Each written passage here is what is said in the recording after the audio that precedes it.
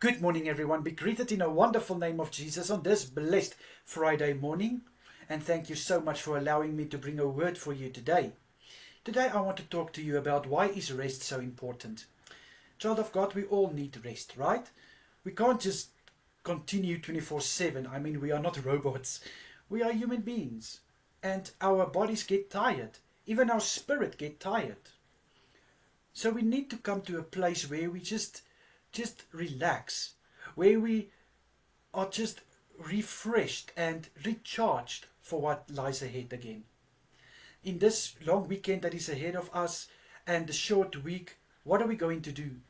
Rest. Yes, we're going to rest. We are blessed with some more holidays. And to rest our bodies is to sleep, of course, and just to sit and enjoy a movie or a story or just do something that is relaxing. But now, how do we rest our spirit? Our spirit gets rest from God Almighty.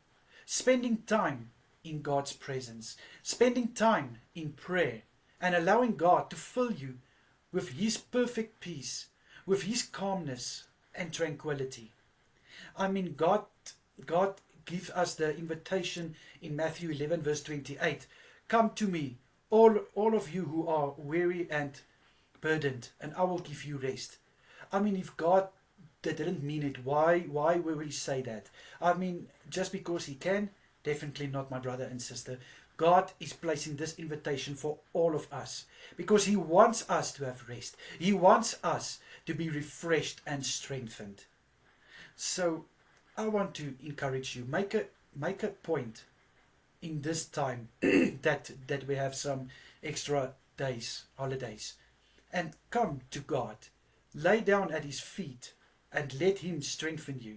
Let He take all those burdens and those things that make you feel weary so that He can give you rest and that you can be strengthened and refreshed for what lies ahead.